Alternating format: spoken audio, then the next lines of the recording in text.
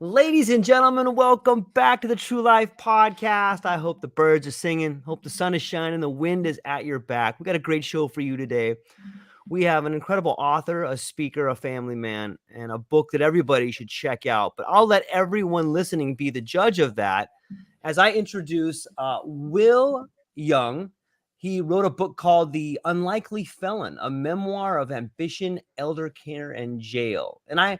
While it is incredible, it's more traumatic of a ride through the legal system. A story of people doing their best to help loved ones. And there's so much more to say, but I'll just kick it off to you, Will.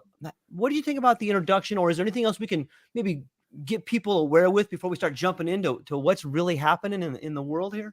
Well, I think what happened to me can happen to anybody in a lot of different situations. Now, I made a lot of mistakes, but the reality is you find yourself in a tough spot. But the thing I try to get across when I talk now is you can come back. You can, these things can happen to you, and I'm just an average guy, but you can come back. You can rebuild your life. You can redevelop your ideas. You still have it's amazing the friends that I do still have now. I've lost a lot of friends in the process too, but I found out who my real friends were. So yeah, anything that goes on that sort of, I guess, note of what I try to get across.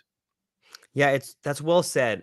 I've often found, and I'm curious to get your thoughts if you agree with this, that sometimes the most traumatic things that happen to us, if we do the work, we can realize how much we learn about ourselves, our society, and people around us when we come through the other side of that trauma. Have you found that to be true? Yeah, and I think too, I noticed in some of your writings, you use the word evolution. And for me, it's been this whole process of who I was before all this happened. I'm completely different. And actually, I'm a heck of a lot happier today than I was then. But when you think of going through all this stuff, you've got fear and you've got concern and doubts and uncertainty. And then you get through it and you go, wow, I'm a better person today than I was. But nobody ever, when you're going through it or before, you never think like that. But once you do, you're like, wow, this is great. I'm a better person now.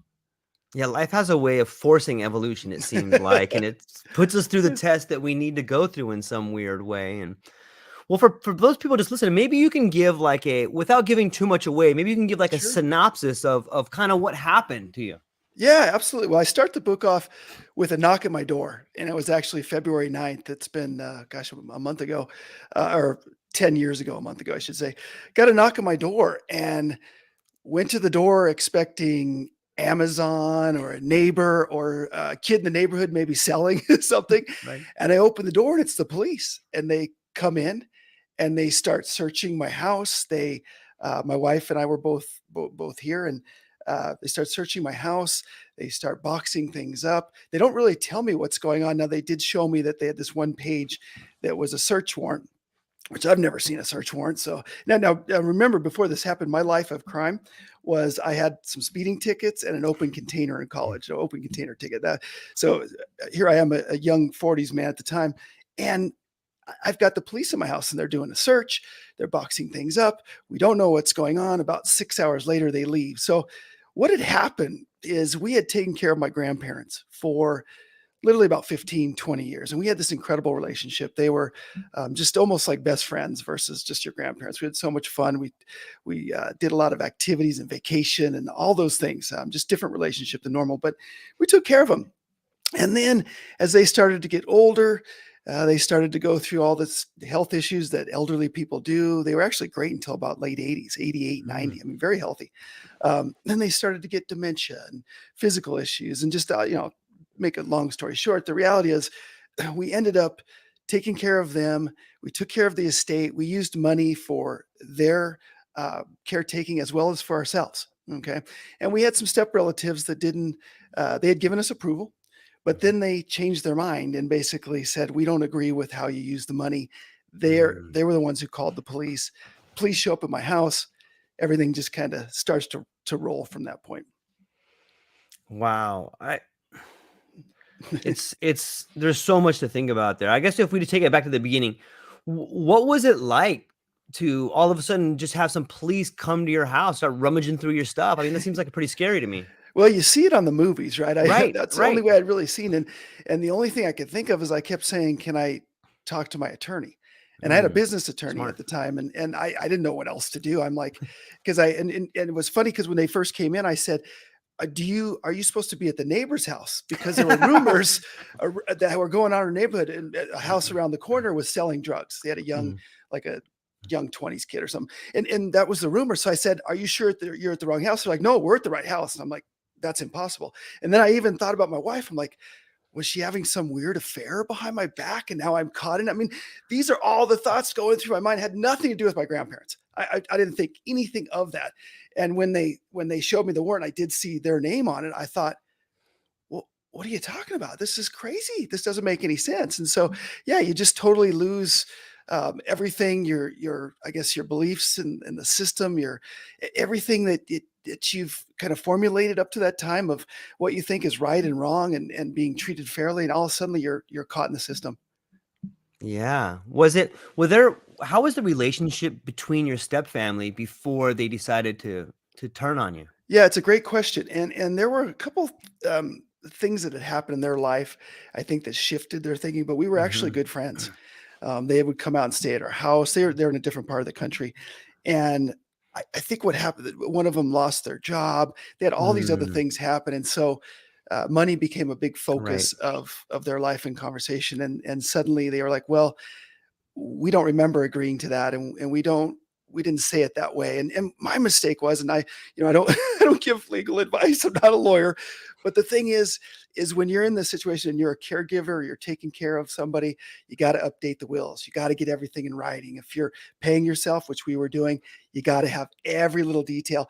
I relied on my word and Yeah. handshakes and a few emails, and so I was in a it was almost like I had walked into someone's house and they had been stabbed. I went over, picked up the knife, and suddenly here come the police. And I'm like, Mm, "Oh, well, I didn't do it." And they're like, "Sure looks like you did it yeah. because you're the one standing here." Like, "No, I." So it was a very, very odd, to say the least.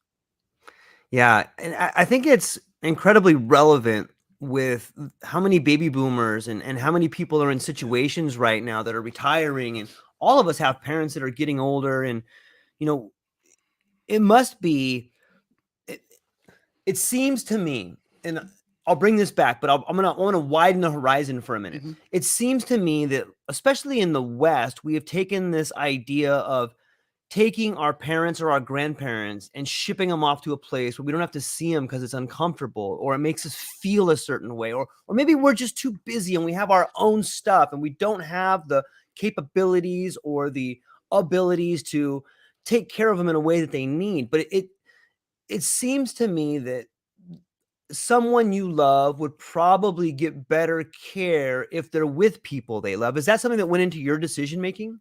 Absolutely. In fact, and here's the other thing you hit, Okay. George, you hit right on the point of what I try to get across. When you put them in Mm, assisted living, it doesn't stop all of the issues. And that's what people think. They're like, well, because there comes a time where you just can't care for them anymore, whether it's the dementia or the physically, mhm. just physically, you're just not trained to do it. But the reality is, that you put them in assisted living. Well, now you've got to make sure they have their doctor's appointments and their laundry's done and all these things because there's different levels of care. Right. Some people, I think, have this image that there's this care where they get everything and massages and their toes, their nails and toes done. And it's this incredible thing. That's 1% of the facilities out there. The reality is you have to do a lot. And we had both of them in there at the same time. Mhm. So both my grandmother and grandfather at the same time, which only made the situation even harder on us. So my wife is spending probably 10, 15 hours a week at the facility. I'm spending 10 hours. We're trying to raise kids. I mean, it's so that's the hard part too, is not only do we ship people away because we think, well, I don't have to deal with it anymore, or that's the best thing for them. But now, even in that assisted living, you've just compounded the problems. It's even worse. Yeah. It's quite a conundrum we've found ourselves in, and I'm hopeful that as we move forward, and even though that's not exactly what your book is about, I think that your book has many dimensions because it does shine light on that, and it does broaden the horizon of what can happen and what can happen if you try to do the right thing, and so it's interesting to go from there. So the cops come in and they come in. What's the next step? Is there how do you finally figure out like what's going on?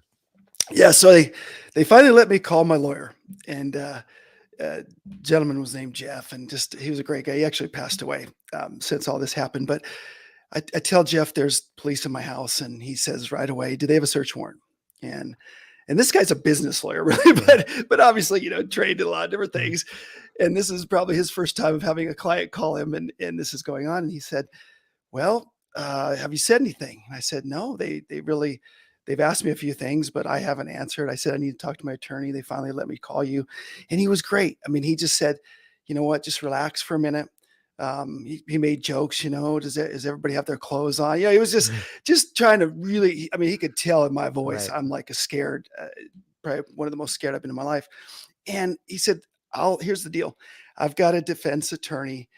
You What we need to do is, if they don't arrest you today, we're going to have a meeting with her, and we're going to start to figure this thing out." And it made me calm. And I even told the police, I said, "Well, are you arresting us?" And they said, "No, no." And so they apparently they were, come to find out, they were searching for all kinds of like other things, like, was I running illegal businesses? Mhm. Was I selling drugs? Was I growing marijuana? I mean, they're, and what I've learned about the legal system since then is that, right, they try to trump up charges. They Right. try to bring as many charges as they can, because then the negotiation comes down to a little bit easier for them. But no, he was great. And then he connected me in, and we started the process. And as I talk about in the book, everybody says, well, if you're innocent, you got to go to trial. You got to go all the way. And the reality is that's just not the reality of the court system. The county we were in has a 97% conviction rate. They have 1 or 2% go to trial. I mean, if everybody went to trial, we'd have to have buildings all over the place with courts, and we would never get anything else accomplished. So I get that part of it. But that's the reality, is once you're in the system, you're in a situation where, um, and the cost too. I mean, the cost of lawyers and consultants and all the things that you need to go to trial become a big factor. And so that's where we were at that point. We were trying to figure out, do we go to trial, or do we plea bargain? Wow, that seems like a pretty traumatic decision to make, especially when you are looking back at the way in which you feel, you know what, I haven't done anything wrong. I'm doing the right thing here. Like, what is this decision people are pressuring me to do? And like you said, if you don't have the money to go up against the state, which has unlimited money, they have unlimited Exactly. lawyers, they have a track record of doing everything they want, and then on top of that, there's this, I don't, the lawyers probably wouldn't say this, but I will. It seems like coercion to me. Like, you have all these things. You want to fight us or what? Like, is Exactly. that how it Yeah. felt? Or I mean, what did Yeah. it feel like to be in that situation? Yeah, and the other thing that you don't realize is that when you're caught in that, uh, I don't even know. I mean, obviously, it's a nightmare, but you're caught in a situation where, you don't know the rules. There's all these unwritten rules. You don't understand the whole process. And again, my criminal background was some speeding tickets, so Mhm. I'm not like a person who's been through this many times, and I know the system and all that sort of thing. But the other thing they do is they penalize you. So if you do go to trial and you lose, I could have had 3 to 5 years of prison versus end up with work release, which we can get into what that is. I had no idea what that was, but where, jail, let's say a month of jail versus 3 years of prison. Are you going to roll the dice on that? And my wife was involved too. We had little kids. I mean, was I going to take her into this to where she potentially could have 2 years in prison, 3 years in prison versus what actually happened? So, And then even if you go to a jury or it goes to trial and you're completely innocent, now you've lost a year, 2 years of your life, all your money, none of that gets recouped. And yeah. it's Yeah, pretty exactly. sinister. Yeah, and there were, and again, as I say in the book, I made a lot of mistakes. I did a lot of things that I should have done differently. But the reality is, this should have been a civil matter. Mm. And it started as a civil matter, and all of a sudden it became a criminal matter. The other thing too with the county we were in is they had some new district attorneys they were really, their main agenda was against elderly crime. And so Mm. this fit. their whole kind of agenda and where they were going, even though it really didn't fit, but they were trying to fit a circle into a square. I mean, we were on the 5 o'clock news. We had all the media was at our house. It was you would have thought we were Bernie Madoff, ripping off elderly people all over the Western United States. It was insane the way they cast this whole situation. So, but that was their agenda. And if that's their agenda, then that's what they're going to fulfill. Well, I on some level, I think that it would be naive to think that the state makes a lot of money from elderly care. They make a ton of money there. And here comes these people like, well, hey, you guys can take care of it. No, you're not. We're not going to give you a tax break ticket. We need the money from these people. And that maybe that's not 100% fair for me to say, but if you look at the stats, you can see what generates money for the state, and you can see the laws that are made in the state are often made to protect that revenue. But that being said, exactly. what were they charging you with? Like, what was it that made you guys look so bad? Yeah, it ended up being 1 count of theft. That's how they determined it. And so they said that this money we had used over 3 to 5 years to cover their expenses, as well as to cover our own. We had all kinds of business problems and life problems. They determined that was 1 count of theft. Well, here's the problem. When you look at the letter of the law, you've got 2 elderly people who couldn't speak. At that point, their dementia was at a point where they would not be witnesses. Right. So technically, by the letter of the law, we had broken some laws. And that's what our defense attorneys talked about is, and depending on the day you go to trial, what your jury looks like, who shows up that day. Do they have elderly grandparents or parents? Have they never dealt with this? Are they a business owner? I mean, we're business owners. Do they get what your goals are, what you're trying to accomplish? And so, as you mentioned with the state has all kinds of different agendas with elderly, and I get it. They want to protect them. They want to protect. We knew of a couple, a situation where their mother had a neighbor end up getting on the mother's accounts and was writing checks and doing trips and buying cars and all kinds of stuff. That's what they're trying to protect against. But we got caught in this, and with that agenda, we were, I'm not going to say local celebrities, but we were known locally. And so they use that as kind of, here's this couple that do all this good stuff in the community. Let's go ahead and take them down, because that will then connect to our agenda of we're tough on elderly crime. And so you can see how diluted this whole thing gets. It's bizarre. Yeah, it is bizarre. And did you end up going and doing some time? Yeah, so it's and we get to work release here shortly. We were preparing for the trial, and I do have to say that the district attorney did one thing that was kind. The day that we went in to do our plea, they told the media the wrong date on purpose, so that everybody and their brother wasn't there. And so we walked in, there was nobody in the courtroom. We do our plea of guilty. And then you set for about 30 days later where the judge is going to make a decision on what you're going to get. And so we show up that day. We've got all of our friends, 200 and some up. The courtroom's packed. The newspapers are there, the media, everybody. And the judge, it was interesting. I thought he was a really great judge, very kind gentleman, older gentleman, almost, he's retired now. He was close to retirement at the time. I think he got the situation, but there was so much influence in media there that he had to be really careful how he did this. He started talking about, we have to put people in prison, and I'm just going, well, what? My attorney thought this was going to be a little bit of jail time potentially, and now he's talking about prison. But the thing he talked about was every elderly person needs somebody to care for them. I think he used the word, put a pillow under their head, make sure they're okay.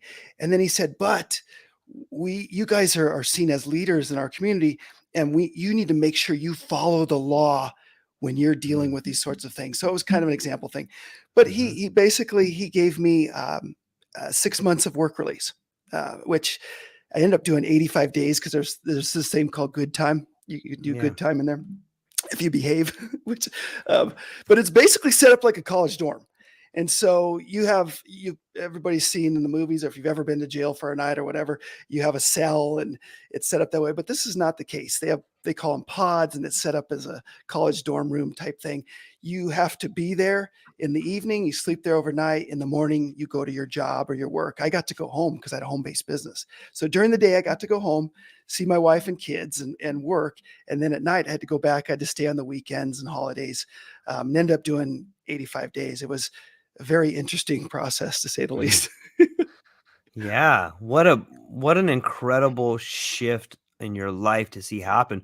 Before the final day where the judge and the media is there, was there a lot of relationships that were Mm. broken because of the spotlight that was on you? Yeah, yeah. In fact, I might get emotional. I get emotional about it, but it was, you know, you. I mean, I had suicidal thoughts. I was drinking. I Mm, was, in fact, I I make a joke in the book, but I mean, it's just a reality. We walked in and we were meeting with our attorneys before we walked in the courtroom, and one of our attorneys, she says, "I'm celebrating 35 years of sobriety today," which was really cool for her. But I thought to myself, I've been sober for 8 hours, kind of thing. yeah. That's where I was at, and and I felt like I had lost everything. I mean, my reputation. I was gonna run for mayor of Denver. I had a campaign started. I had started a company that did consulting and politics, and so I was in. When your ego's built on, Mm, and that's a lesson that I've learned that I yeah. that I talk about a lot. When your ego is built on what you've done and quote who you've become, and somebody takes that away from you, it's devastating. I mean, I was suicidal. I was going through, and I felt so guilty because my wife had been such a great caregiver. I mean, she took care of her mom and dad. Her mom and dad passed away from health problems. She took care of both of them. Then she takes care of my grandparents, and they called her a granddaughter. And here I was putting her in this situation. And then my kids, Yeah. what's going to happen to them? So you've got all of these different thoughts going through your mind, and of things that I had never dealt with, probably things I should have dealt with. But bottom line is I'd never been in this kind of situation before.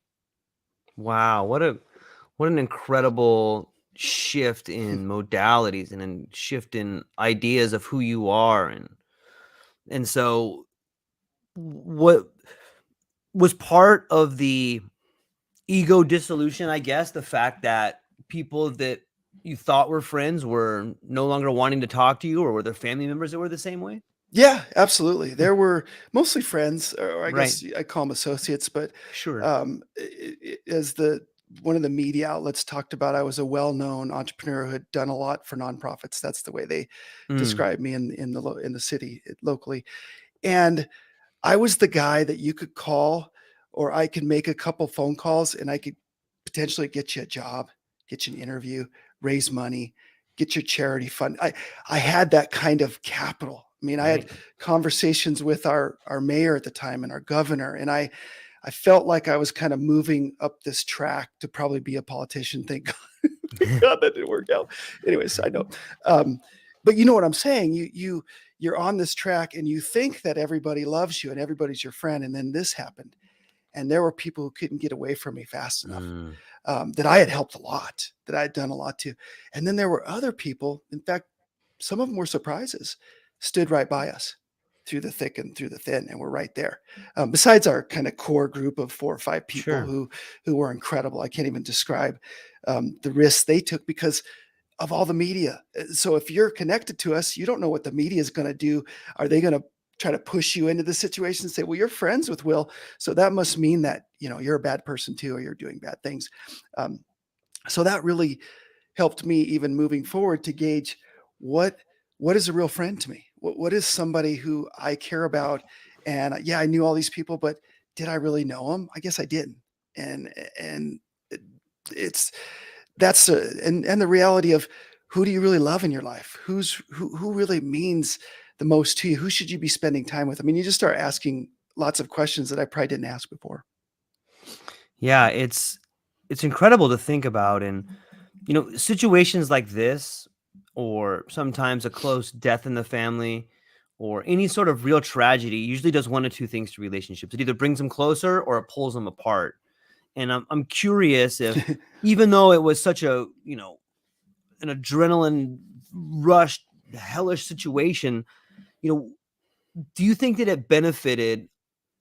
I it had to, even though it was crazy, it had to on some level open up your wife's, yours, and your children's ideas to what is possible and what you can do to overcome situations Yes. that are beyond your control. Can you talk to that a little bit? Yeah, you hit it. You're I mean, it's you're hitting it right at the heart, which is, um, this whole I guess this whole thing about who we are Right. and why we're here, right? And what we're truly doing. And most people, most couples, let's start with just the Yeah. relationship with my wife. When you go through this, you get divorced, you lose your house, you lose everything. We didn't. We have an incredible marriage today that we didn't have before this all happened. So Mhm. what I'm saying is that this is really the best thing that ever happened to me in my, other than my marriage, my kids being born. It's the best thing that ever happened to me. Now it's taken me a while to get there Yes. because you got to get over all that trauma and things that happen with it. But the reality is I am such a better parent. In fact, when I was sitting in work release, I remember it was the first night.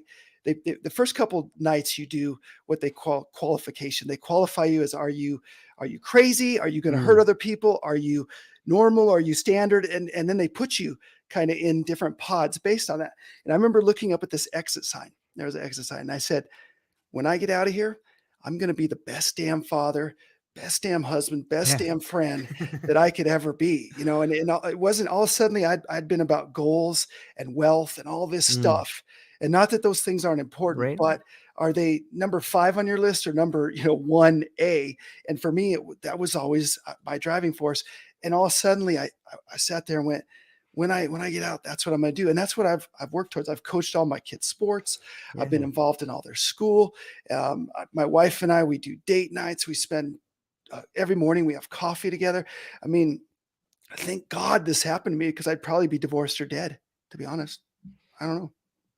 Yeah, it really gives you insight into the propaganda, or it gives you insight into the narrative that is given to us. Like a lot of times we'll see things on TV, and then we not only do we get the narrative of what the media wants us to see, but we begin to understand how judgmental we can be, or how easily swayed we can be, or maybe jealous we can be. Like, you know what, I bet you that guy kind of deserved that, I got that from him, Yeah, or exactly. it's so crazy to think about. And but it's beautiful because I think it shows real growth when you find yourself in a situation of your road to Damascus moment, or your come to Jesus Yeah, moment, and you're like, okay, I'm here. What yeah, am I going to do? And when yeah, you start talking about changing your life, changing your goals, and not only changing them, but acting upon them, whether it's coaching your kids' team, or making sure the words you use to become a better husband or a better friend, or become a friend people would want to have, is it speaks volumes of your character. And I think it speaks to what the world is trying to teach you there. What do you think are some of the biggest lessons that your children learned? Oh, wow. Well, it's one of the reasons I wrote the book was for them, Right. right? I mean, that was I someday now they were in fact, one of my kids wasn't born yet, but the other Okay. ones were, let's see, 5 and 2. Wow, that's tough. And thank God, though. I mean, Yeah. 'cause, if they were 17 and 14, that's probably a different conversation. But Mhm. someday I knew that this media is going to live forever. It's there Yep. forever, and they're going to find it, and their friends are going to find it, and who knows who's going to find it. But I wanted them to know the real story. Not what the meat, Mhm. like you touched on it, the whole evolution of the media in this process. We Yeah. think that we're getting Yeah. told the real story and all of these things. In some cases, maybe we are. Maybe it's a 50-50 deal. But the reality is a lot of these things are not true. And for my kids, it was like, um, I want to write the story, but also as I've seen them grow and evolve, they we preach all the time. You can overcome Yeah. anything in this life. And I'm an example. And it's not like just dad saying, "Oh, that's my dad telling me I can do all these." And it's like, no, no, no. Listen, I went to jail. I built things up to a certain point and literally crumbled in front of my eyes. And I had a couple choices. I talk about Shawshank Redemption. I love the movie, but Andy, the character that Tim Robbins plays, says, get busy dying or get busy living. And it was like for me, I literally, I so many times wanted to commit suicide, but I just kept fighting through and fight. And that's what I tell my kids. I say, let's address mental issues. Let's talk about depression. Let's talk about these things. By the way, I've dealt with it, but the bottom line is you can come back. You can make a comeback. You can you can rebuild again. If we can, you can. And so I've seen it in their schoolwork and their in their athletics and things. When the hard times have hit, they just they pull through, and I just kind of almost wink at them like, your dad, he made it through the. Oh, look at this. You can do this. You can do this. Yeah, and I think it just gives such a unique perspective because sometimes as some people have been very fortunate to be born with an ability to create, whether it's a business or whether it's accomplish goals. And sometimes a lot of those people become very accomplished, but they forget or they never really go through the turmoil of a total collapse or a total breakdown or having everything ripped away from them and then being forced to build back in a different direction, or you can even say build back better. And when you Exactly. talk about getting to the point of suicidal thoughts, like now you're entering the realm of mental wellness and you're almost rebuilding your models of the world. And only then, I think, Yes. can you begin to empathize with people that are in that state. And a lot of people find themselves in that state, Yes. regardless of what color they are, how old they are, what they've accomplished. And going in that state, while incredibly frightful and overwhelming, is almost a gift because it allows for empathy. It allows for you to Yeah. go, oh my God, I can see this guy over here. You know what? I'm gonna go talk to him for a minute, or can you talk Exactly. about how your mental map has changed after going through that situation? Yeah, I mean, you're hitting on everything. It's this, and there's times where I feel like it's an out of body experience, almost like Yes. because Yeah. who I was from who I am, and I catch myself even thinking things that I used to think back then, and beating myself up because I haven't achieved this or I haven't done that, and Yeah. all of this stuff that society keeps telling us. Here's what you need to do, or social media. When we look at, they're living Mhm. this incredible life and I'm not, and it's just like it's so I think it can be so overwhelming, but for me it's and I've broken it down into some different tools and techniques. The way I start the day off, I do meditation. Never did Nice. meditation before I started meditating. I started journaling a ton, even more than I had ever done before, but just using tools to say, okay, if my paradigm has been completely changed, then how do I rebuild this life? And I didn't want to be like, well, now I can't, because there's so many doors that were shut to me. Okay, Sure. once you're a Sure. convicted felon, you can't even shoot a gun, right? You can't go to you can't do any. There's so many things you can't do, but even professionally, there's so many things that were the door was shut on me. And instead of saying, "Oh, this is horrible. What do I do?" I said, "Well, what are the doors that are open? What can I do? Write a book. I can do talks. I can help people. I'm getting messages and reviews on the book, which are fantastic. People are saying, "Hey, I just had a conversation with my family about my elderly parents this last Saturday. I used your book as an example." I'm like, "That's so cool." Yeah. Somebody else said, "Hey, I was a burned out entrepreneur like you, ready to take my life, and I read your book, and I feel like I can get through this." I mean, I'm getting stuff like this, and that's what makes me go, that's what I was put here to Yeah. do, right? Is to get through all this stuff so that I can start to help and I can show that that paradigm can be shifted and you can rebuild, you can make your life what you wanted it to be maybe from the beginning. Yeah. It's fascinating to me to see how sometimes, life just gives you a shove, like over here, dummy, and Or a wrecking ball. Mine was a yeah, wrecking or ball wrecking coming through ball. my living room, my front Yeah. door. Yeah, Yeah. An actual wrecking ball of law and yeah. order and love and family. And it's so interesting. Like so many of those emotions are so powerful, like love for family, goals for life, ideas of family. And it's interesting to me to get to see how as as an entrepreneur turning to an author and now inspiring a different group of people or touching a different group of people that maybe you never thought you would interact with. What is something that you learned in the process of writing this book that kind of surprised you? Oh yeah, there's so I laugh because there's just so many things I would have Nice. never predicted in a million years. But I think it surprised me that I could be okay with not trying to be great all the time. Mhm. That surprised me because I thought my ego was so built up that I couldn't survive if I wasn't on this certain track and doing that. That surprised me. It surprised me that I could be a good husband and a good father. I grew up with a single mom, real dysfunctional family, and it surprised me that I could figure this thing out. And I'm still working on it. I mean, I got Sure, teenagers. all of us. Yeah, I'm yeah. still I'm still working on it, but it surprised me that I can do this and I can have balance in my life and I can exercise and be fit and I can eat well because you just get so stuck on who you think you should be or who you're going to be. That surprised me. I think it surprised me some of the close friends who stuck with us and because I didn't know, like we talked about earlier, I didn't know who was going to stick with us, who didn't want anything to do with us. Some of those people surprised me and overwhelming surprise. Even to this day, they've helped both my wife and I have our own business, and they've helped us with contracts and with opportunities. They risk their reputation in a sense to do that. That was surprising. Um, yeah, just so many things like that. Um, yeah.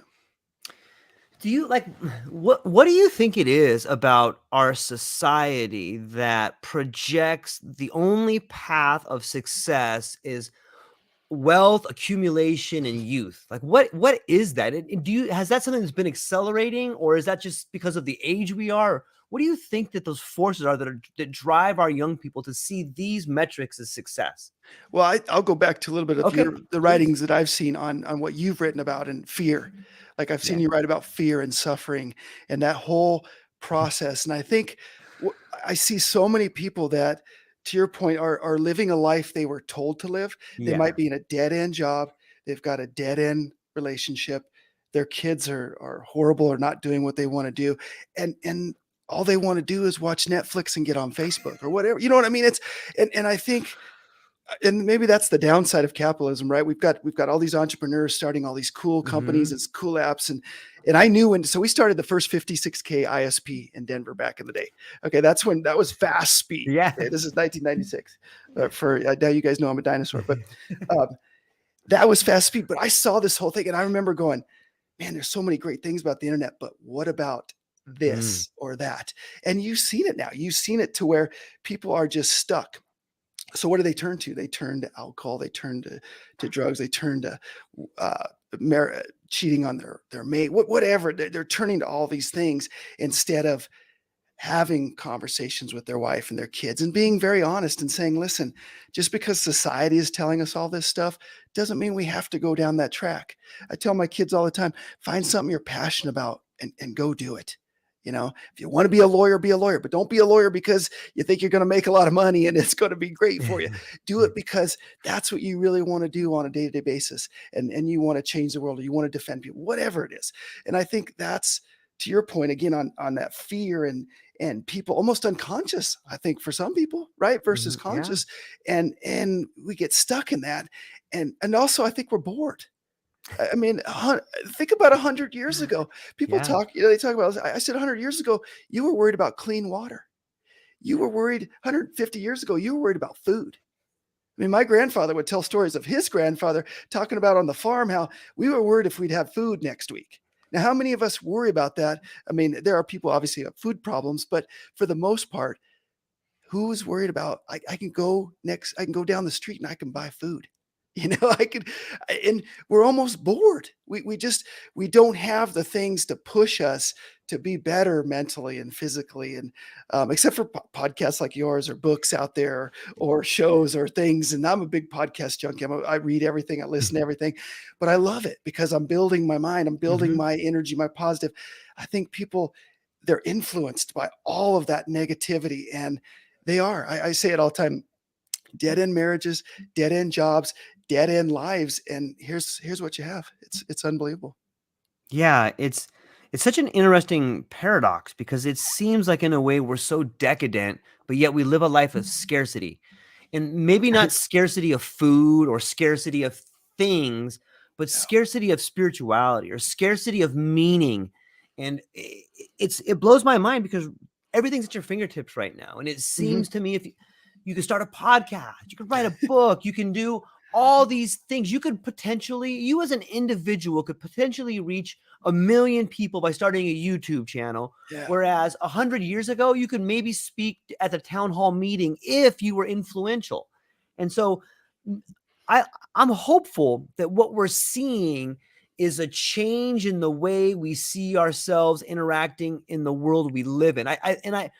Hearing you explain to your kids about what they can be and how they could do it is inspiring to me. And I think to all the other listeners, like, that is a shift we need to see, because when you act from a place of scarcity, you're scared, you're greedy, you're selfish, and you're fighting for a battle that helps no one but yourself. Yeah. What if we could just stay on this topic for a minute, Mhm. what do you think what do you think has changed in your life about your ideas? We'll do this. Can you define what you think influence is? And two, define how your ideas of scarcity are. Oh, yeah. Well, influence for me, I think we're all influenceable.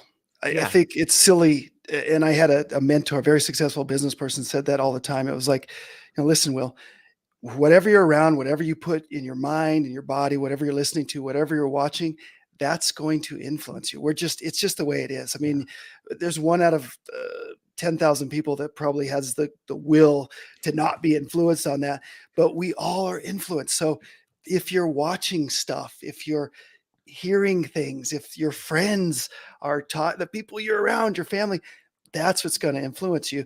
And to me, then that you get into the scarcity thing is Right.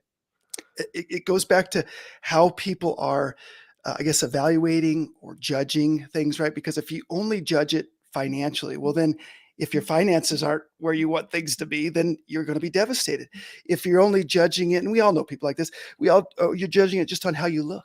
Yeah. Maybe if Yeah. you're overweight, underweight, uh, losing your hair, I identify with some of that. Your hair's, you get too much hair, not enough hair, you're too thin, you're too fat, whatever that thing that you're evaluating on becomes that scarcity. Because like you mentioned, we have plenty of food, we have Mhm. shelter, we have all of these things, but the scarcity is what is inside. Yeah. It's that Agreed. emotional, right?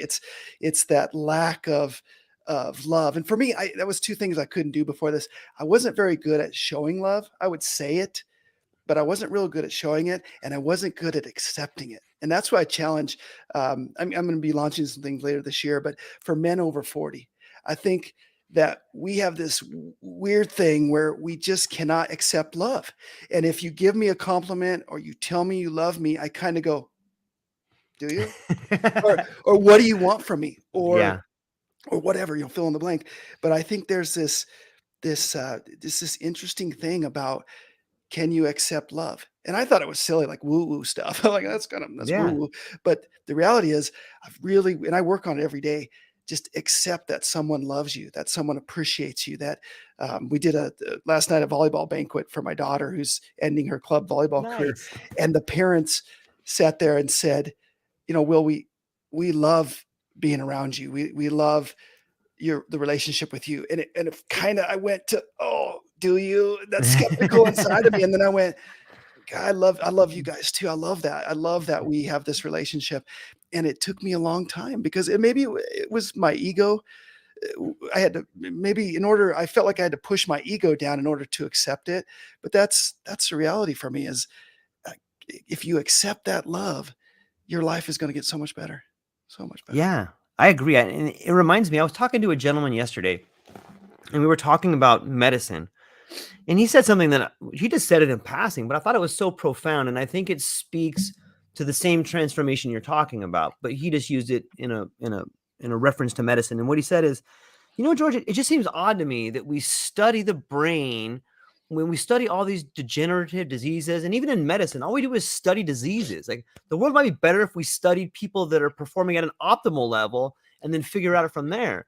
And when you were talking about, for so long, I just thought about all these things and my ego. And then I started accepting maybe I can be loved, or maybe that's not weird. But when you start seeing things from this level over here, or maybe it's just a perspective switch, and Yeah. maybe that can only happen when you go through traumatic events like you've been through. Maybe that's you getting slapped around a little bit and you say, wait a minute, I've been thinking about this all wrong. But it does seem to me that whether it's the traumatic event you went through, the way in which you change the love for your relationships, maybe the way you redefine love, maybe the forcing of you to have to redefine who you are from the ground up made that perspective. But what, like, let's say someone found themselves on the edge of trauma, whether it was through a long-term family planning issue, whether it was the collapse of a business or the collapse of a relationship, knowing what you know now,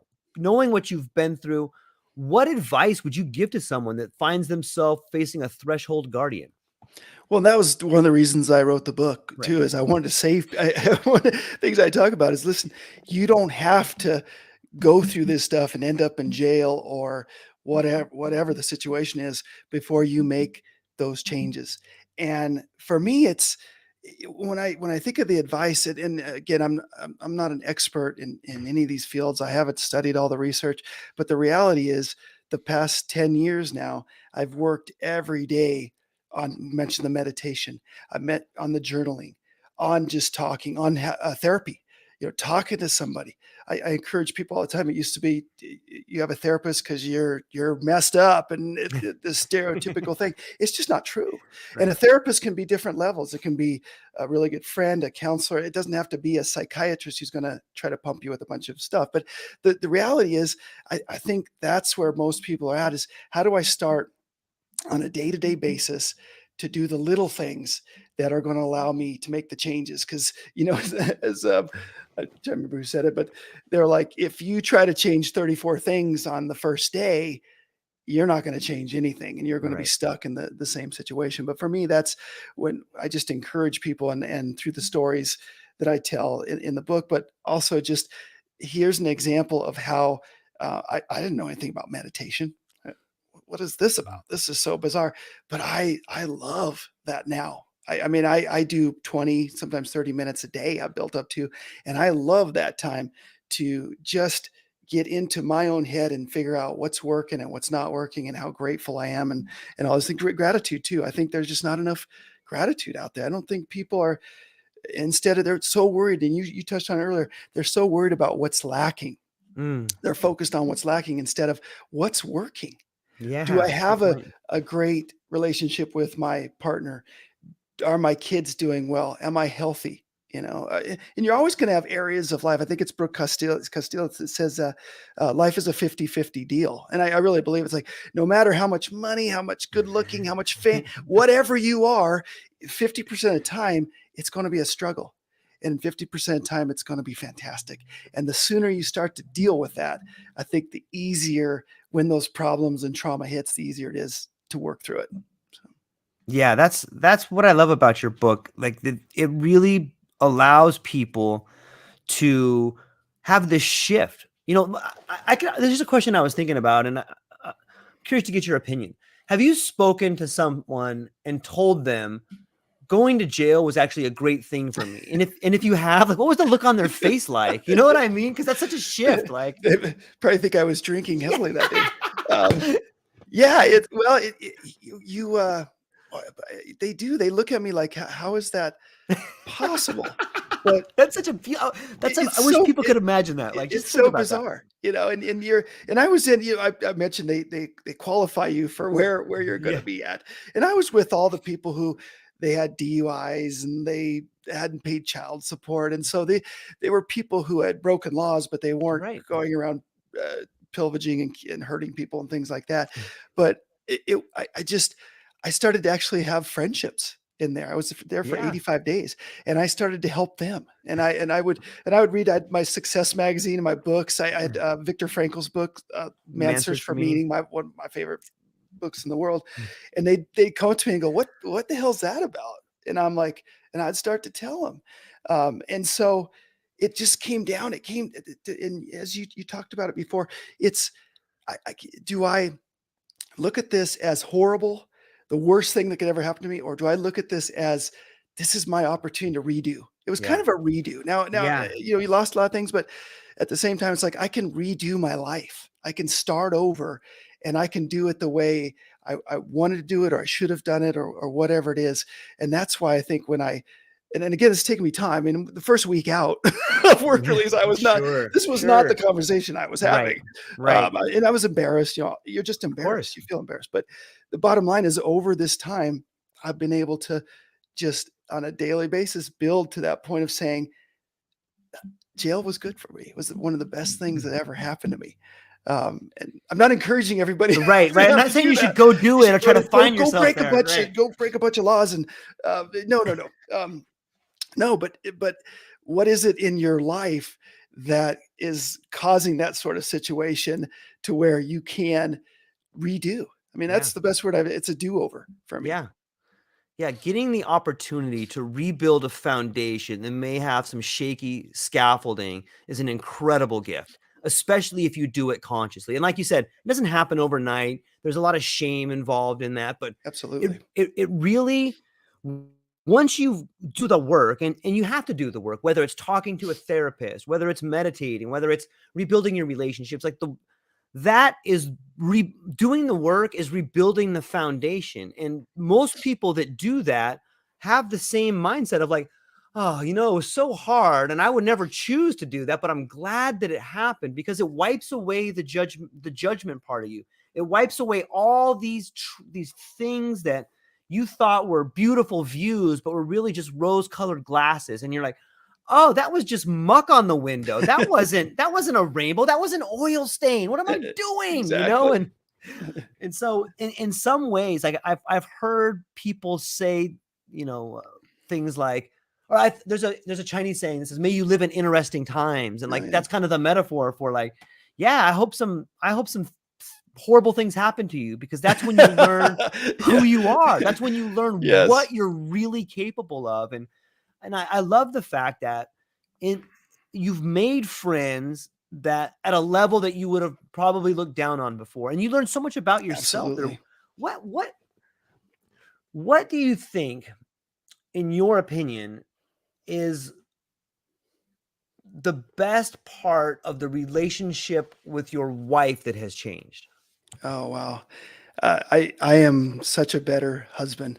I literally and I don't remember who I've got this from, but it talked about, creating better experiences for the people around you. Like, how do you make Yeah, whatever you're doing? I mean, if you're cleaning the basement or you're whatever, or you're on a trip to Vegas or whatever you're doing, how do you make that experience better for everybody around you?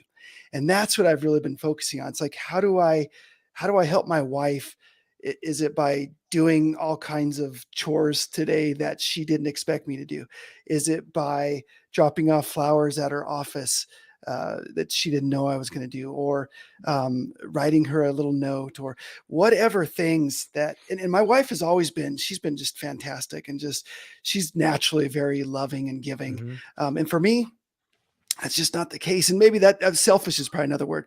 I was always very self-centered. That's probably a great word. Narcissistic. I would throw all mhm. these words out when describing, and again, recovering. I'm still recovering, but it's that I think that's what our relationship has become, because I've kind of met her where she was working so hard. If you had a pendulum, it's like she was working so hard and Yeah, I'm working like this.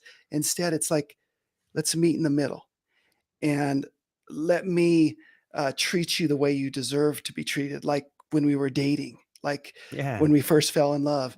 And and that's changed me so much too, because I've given so much more love. I've accepted the love, and and now we talk about more things. We have coffee every morning. We talk at night. We just we have this, and not that we don't disagree or things sure. happen, Everybody, but everybody. yeah, like everybody does, right? But because of that, because I think I was willing to work on it, to be a better husband, to be a better father, to really be committed. Maybe that's a better word, committed, all in. That's another word I'd use. But because I was willing to do those things, that has made our relationship so much better. And I'm so glad that she was patient with me. And I Yeah, always tell, totally. I tell some of the younger couples, I'm like, just maybe you got to wait till he's 40 or 50, but I hope you will, because us, and maybe it's a male thing, I don't know, but we just tend to mature. And I know I've seen some of the data on that. Our brains develop and mature at a later time than females. We all know that, but I think that kind of plays into it. It's like, how do I have a great relationship when I'm just not even maybe ready myself or mature enough myself? But yeah, that's been fantastic. Yeah, this idea of communication and honesty, it seems to be something that goes with traumatic situations. And I think sometimes a lot of people who are oriented into building businesses or have this idea of success as an accumulation of wealth, and there's nothing wrong with it, but sometimes there's a saying that says you can't serve two masters. And if you're in a Yeah. relationship and you have kids and a family, as a man, that should be your priority. But Hmm. sometimes, at least for me, I can't speak to anybody else, but for me, I struggle with the idea of like, well, the more I provide, the better family man I would be. So I should pour Exactly. myself into this container over Yes. here. Yep. And then I know I'm not around here. I know this, but if I just keep pouring myself into this container, soon the cup will overflow and everybody will have enough. But that kind of becomes a sort of lie that you tell yourself because you've gotten far away from the relationship now. And now it just becomes something you're doing. And, when that picture is shattered, uh-oh, now you got to Yeah. start having those real relationships. But that's a richer relationship, and it's better than this other thing. It's better to have one unit than two individuals trying to live separate lives in one house. That's what I have found in my life. And It sounds similar. it's similar too to like we're similar generation Right. to how people grew up. Um, the man went and he Right. worked all day and you hardly saw him, and the wife took care of all these things, and that was kind of our image. And so to your point, it was like, if I and that's I think how I felt too is, well, I'm bringing in the money, I'm providing all this stuff, why do I have to do anything else? Because that's what a man does. And it's like, well, no, a real man is somebody who loves and takes care of their family and their community and their friends and all of those things. And yes, is providing important, of course, but providing is in a lot of different ways, right? Providing is not Right. just financial. And that going back to the whole thing with society is, we need more people that are providing emotionally Yeah. in our communities. And I see that locally. I see that with our charter school and my daughter's high school and all. It's like, provide more emotionally. If you're only focused on that, you're going to bring in money and you're going to work 100 hours a week. I don't know. I don't know if that's what the world has plenty of that. Yeah, exactly. The world needs something a little bit deeper. Yeah.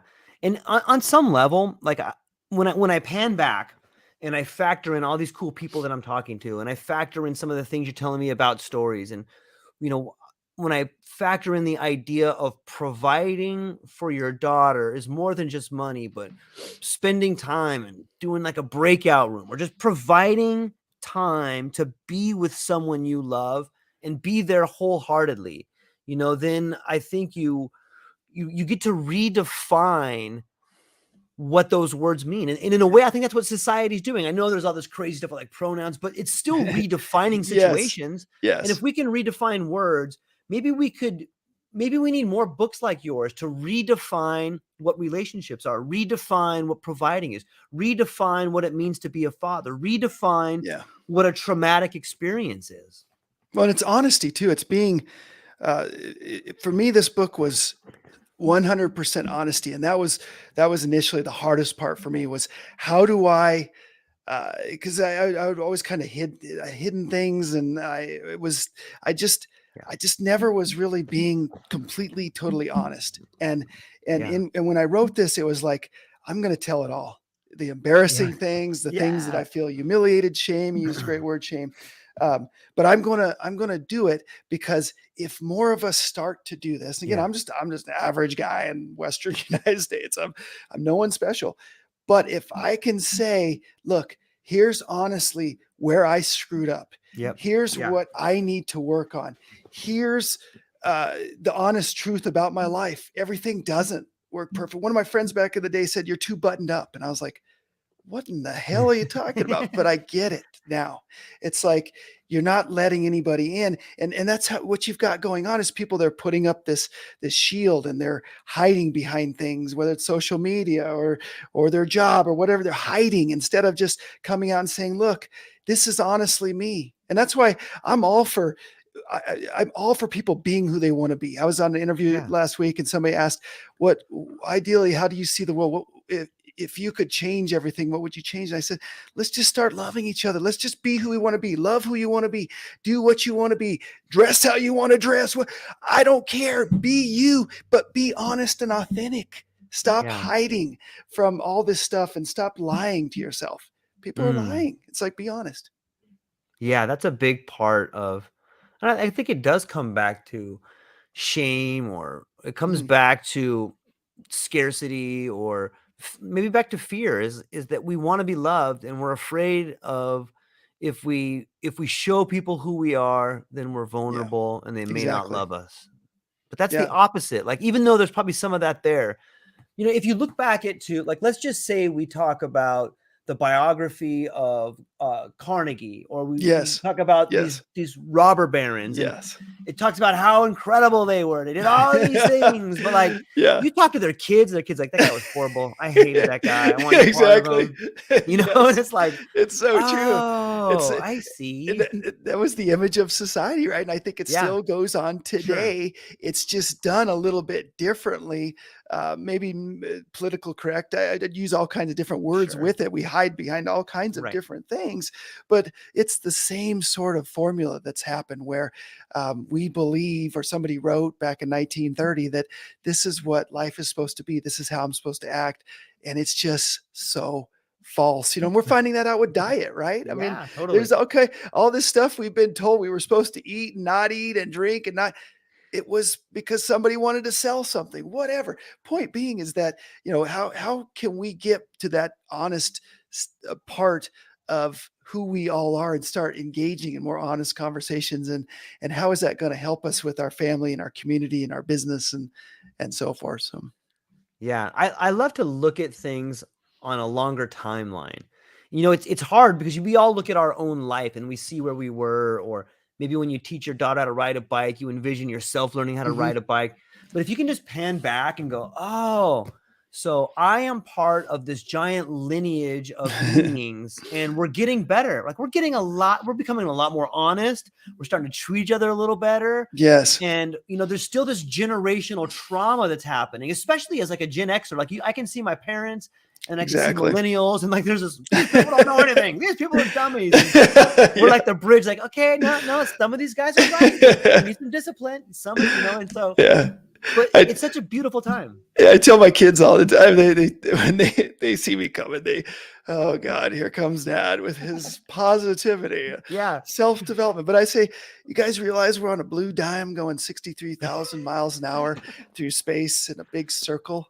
I mean, if we just thought about some of this stuff, yeah, maybe we'd treat people differently. Maybe we'd have a different attitude during the day. I mean, it's, and there's a bunch of cliche stuff around it, but that's the reality, isn't it? I mean, that's what I talked about in the book. I mean, we've been through.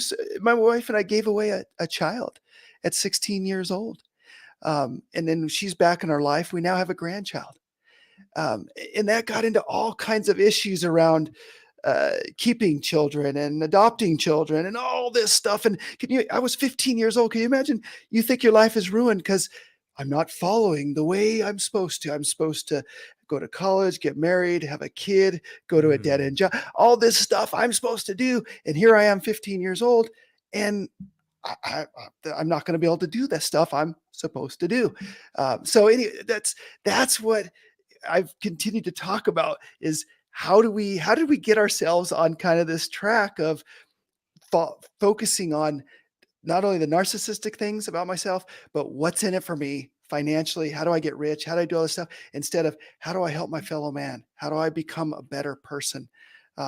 What are the skills that I can develop to reach my goals, but also to help my community, my family, the world in general?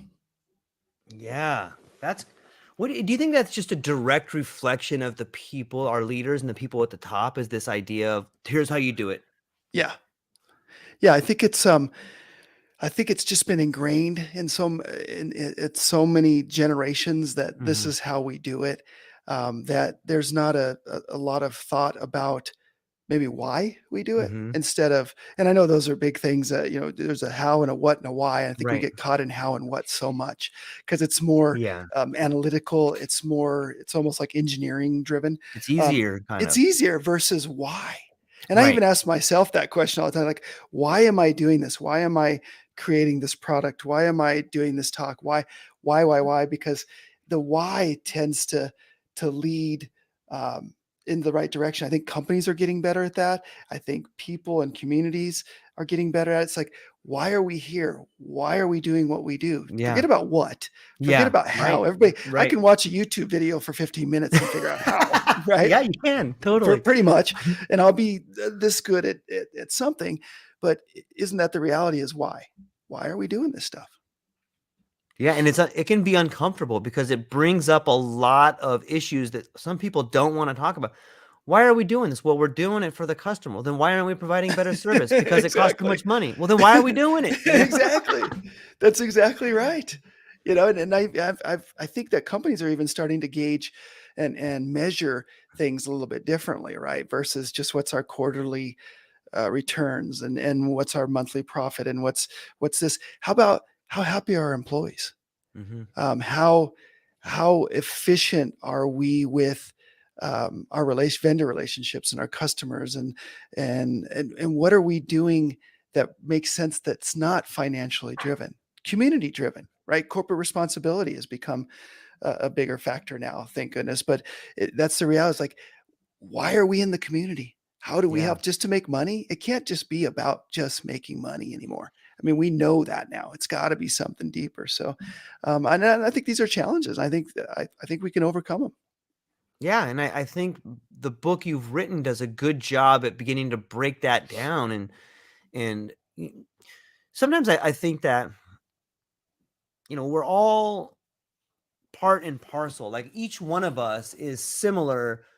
Like, the human being is a small part of the community is a small part of the town is a small part of the state is a small part of the nation. But the same things that happen in our individual lives are often a direct reflection of what's happening in the country at a larger scale.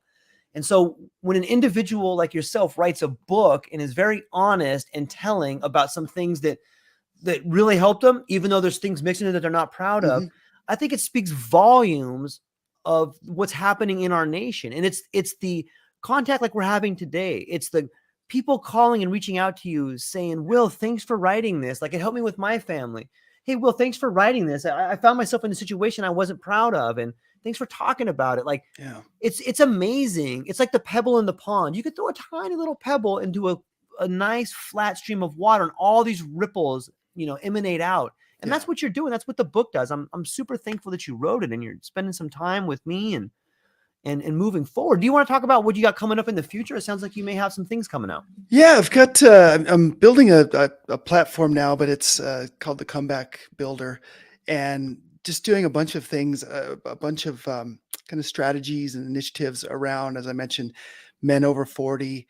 I think a lot of us felt like I did, and even now in my early 50s, it's how do I, or, as a man and who's at this age or at this point, how do I deal with all this stuff if I am in a dead end relationship or I'm in a dead Yeah. end job or my kids are a disaster or whatever's happening. I'm out of shape. I mean, I know so many people that they need to lose weight. They're on 7 different pills. Mm, They're doing all this stuff, and I just think that I want to have a little different perspective. It's not a rah. And I love Anthony Robbins, but it's not his approach. It's a different approach. It's a more, I call it an authentic approach. Like, here's where I've screwed up. Here's where I've failed. And here's the things that I'm doing now that are making a difference for me. And again, just an average guy who's doing this, not anything special. And I think I'm hoping that a lot of people will identify with that. So, yeah, it seems like a good strategy, and Lord knows there's an audience for it if we're all honest, right? yeah, Have you absolutely. Have you given any thought about, right? Like, sometimes I've talked to authors who started. They say every author's book is their first book is autobiographical. But have you ever given any thought to maybe writing like fiction books? It seems to me once you begin to understand the way the world works or the way your life works, then you can begin building another world on top of that. And some of the greatest science fiction writers or some of the greatest storytellers of our time have been people that have lived interesting lives. Have you thought about writing any fiction? It's a good question. I've been asked it a few times. I, the only thing I write about, I'm actually working on another book, is what I've lived through. Mm, And this one's more a business. It's a idea for healthcare that we started right. that didn't work. But and I talk about the whole process of, of what I went through and why I think it could help the world, anyways. But I can only really talk or write about what I've been through. I think to write fiction is, I'm a huge Stephen King fan. Yeah. Um, I, I don't know. I'm just not. I'm actually not that good of a writer. I'm getting better. But I think to be really good at fiction for me, you got to be a really good writer. And so I think maybe someday I'll get there. But until then, it's like I just, and maybe too, it's more my passion is to write about stuff that Right. I know about, or that I've experienced, and I can kind of relate to a little bit better. But I wish I could. I wish I could write fiction. Yeah. I remember when I started off my journey, like, reading as much as I could. And I started off in the world of, the idea that fiction can be fun, but reference is much more Yeah, enlightening. And then, that's a you good way to start, say it. yeah, I start drifting into the world of like, let me read this book over here. And then next thing you know, you're just consuming, whether it's Stephen King or Brandon Sanderson or, Yeah. all these different fiction writers. And then it kind of dawned on me, oh, it's all fiction. All of it. You know what I mean? It's all fiction. Like that story is really no different than that story. And this True. story is kind of That's better, true. and like, and so it just gets back to labeling and stuff like that. But you brought up the world of healthcare. Like, do you see, it seems to me if we look at demographics, I read an article and I don't know, I can't cite the article, but the article was saying something along the lines of there's 10,000 baby boomers retiring a day. And we know that the baby boomers are a giant block of our society. And we also know that healthcare, whether it's Medicare or Medicaid or even Social Security, seem to be in a bit of a crisis. How do Mhm. you like if you were to put on your speculation hat, what do you think the world of healthcare looks like in the next 10 or 20 years? Well, I chuckle because, and we'll have to do another podcast where we just talk about this, because this is about a 4 hour conversation probably. But the reality is, I did research coming from a non-healthcare background for 5 years. Mm, Yeah, we worked on this project. We went out, we were raising money, we were doing different things, but so I got to see it from all different angles. And the short story of really long conversation is that throughout the system, a lot of things there were unintended consequences that mm, happened as healthcare was built, that were very financially driven. And the problem with healthcare is it can't all be financially driven. It's not yeah, like we're buying a car or we're going to a restaurant to have a great steak. You have human beings, physically, emotionally involved in this situation, life and death are at stake. And the system too, I don't think it was even created by the people who were involved in it. They just kind of yeah, naturally, it happened. If you look at what healthcare costs back in 1960, you could go have a baby, and I think when you walked out the door, it was $12 or something. I don't know, $8, whatever it was. It was very minimal. And then as that's progressed over 30 or 40 years, all kinds of people started getting their hands in the pie yeah. and started realizing that we could make money off this. Again, that's entrepreneurialism, that's capitalism. I think a lot of us are all for that. The problem is that healthcare, the health of people, the care of people got Mm, lost in the shuffle. And the reality is, and I talk about this with our story in the book, is that um, there's no transparent market for healthcare whatsoever. I mean, there's a little bit now, but it's just not real. I mean, if I want to look at the stock market and know what the price of Microsoft stock is today, I can do that. If I want to know what a house costs or a car, I can do that. Try to go find out what a surgery costs mm, or what a certain type of procedure, whatever it is. No, and the range. Can you imagine going to buy a car and you're going to get Subaru, and the same Subaru, same year, almost same car, is at one place 49,000 and over here it's 6,000. Same car, same everything. Your first question would be, why? What, Yeah. what I don't understand. That is part of the problem with healthcare. And so the cost, and we keep talking about the wrong thing, coverage. I hear that word all the time. Coverage, cover every politician. We need to cover everybody. Well, we can't cover everybody if the cost keeps going up and up and up and up. It's cost. That's the whole problem. We need a transparent market where we know about costs. And I'm not saying that doctors shouldn't be paid well. In fact, a lot of doctors are getting hammered in the process. Yeah. They're not making the money they used to make. I'm not saying that. I think you should get compensated for what you're doing. The problem is nobody understands the market. There's no transparency, and the costs keep going up and up. There's also a third party in most cases paying for it. If it was coming out of our pocket for most of us, we'd probably look at it a little bit closer. But that's the problem. It's coverage. And now you mentioned elderly. It's like you've got millions of people who are turning 65, 70, 75. They need special care. The statistics still tell us that the last 6 months of life is when we spend the most money. A lot of times is to keep somebody alive for 6 months. That gets into all kinds of issues on philosophy and life and death and all that stuff. But that's the reality. So anyways, I'm probably talking too much on it, but that's probably a good podcast for us to cover. Is I could talk for hours, but I was an outsider who got into it. It's kind of like almost like I became a drug dealer to see how people bought drugs. It was kind of like that. And so I know more about it than I ever wanted to, but those are some of the issues. Yeah. It's fascinating. I think it's relevant with the book and your story. And,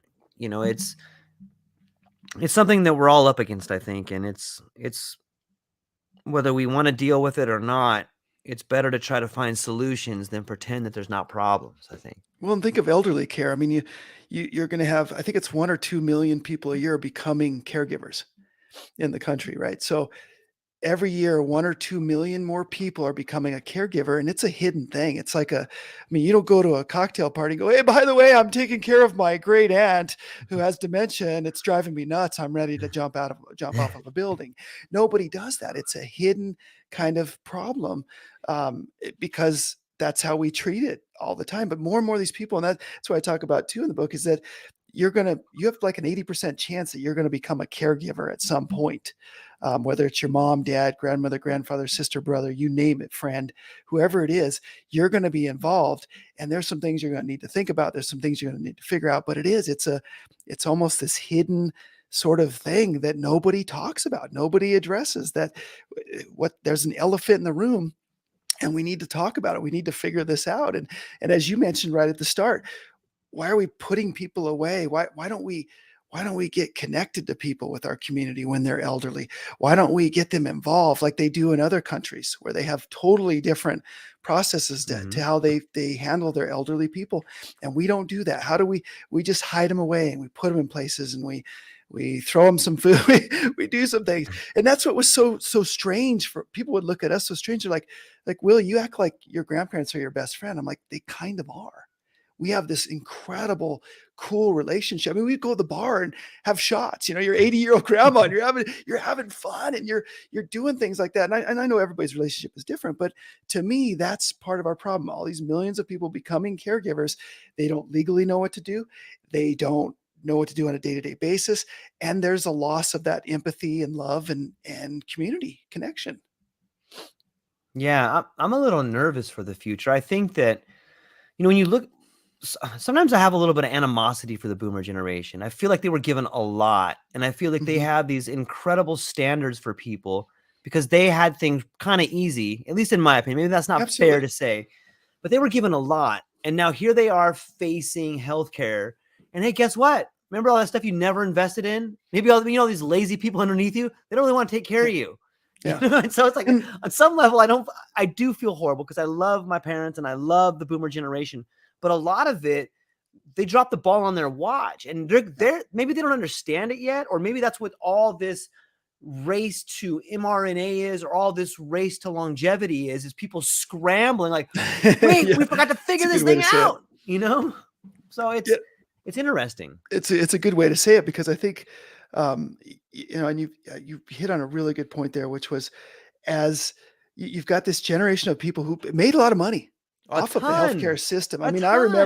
I remember being a kid, and it was like, Bobby's dad is a uh, uh, not a or pediatrician, maybe it was a pediatrician, I don't remember, or maybe it was a primary physician, whatever it was, but and he makes $300,000, whatever it was. I Right, just remember it was a lot more than the average person right. was making. And again, that's changed now, but there's a lot of other people and from that generation who made a ton of money off of it. And to your point, that's fine, but Yeah, why didn't we invest in systems to help this instead of that? It shouldn't cost right. $25,000 to spend a night in the hospital. That's That's crazy. nuts. It is. I just look at people, and I was in rooms with CFOs of hospitals and insurance people, and I'd look at them and go, "This is crazy." And they're like, "Well, that's the way it is." And I'm like, "No, no, no. This That's is the way it is. nuts." And I felt like maybe I'm the crazy person, but you know what I mean? It's like, and that generation before us, they kind of facilitated this thing to get to that point, and now they're sitting there trying to figure out, what do we do about it? And nobody knows. Yeah, nobody knows. Well, Will, I've kept you here way over the amount of time we were supposed to talk. I'm thankful Oh for no, your this is time. great. This is Okay, fantastic. I okay. love it. Yeah, it's a good conversation. I'll have to have you back and we can get into more ideas about how we see things shaping up, or we could talk about the new book, or sometimes I do some panels and I just like to bring people back and have a great conversation. So Oh, I'd love to. I'd be honored if you'd involve me. I'm sure my kids would say I talk too much, but but I love this stuff. It's near and dear to my heart, and I love what you're doing. I love thank you. your path, and again, your discussions on when you talk about the whole evolution from fear to understanding, and from unconsciousness to consciousness, and all of the things that I think make the world a better place. So thank you for everything Yeah, today. the Appreciate it. pleasure's all mine. But before I let you go, where can people find you? What do you Oh got yeah, coming up? And I got the old copy of the to share yeah, real quick on yeah, the please. unlikely felon. We played around with a lot of different names, and a good friend of mine who helped with some of the early editing, and she said, "What about the unlikely felon?" And I went, "Wow, I love that name." So Yeah. yeah, available on Amazon, all the typical book sources, and lots of good. I think there's 44 reviews now. It's been out for a little while, and I'm just grateful for all the feedback and everything. And yeah, it's been a fun journey, and I'm looking forward to helping as many people as I can. So thank you so much. I really appreciate it. Yeah, absolutely. Everybody, the links will be in the show notes. Check out the book because it's something that I, I'm willing to bet if you read the book, you're going to identify with more than a handful of things in there. And it's really a book about well-being, understanding, and family, and bravery, and corruption. And it's got every possible plot twist in there that all good books have. So it's a Thank really you. good one. And that's all we got for today, ladies and gentlemen. Hang on for 1 second, Will. I'm going to close this out. But ladies and gentlemen, thank you so much for spending some time with Will and I. And check out the book. The links are in the show notes. And check out Will's site. What's the name of the site? Don't you have your own site as well? Yeah, unlikelyfelon.com. Okay, So that's perfect. can read more about what I'm up to in the book and all that good stuff.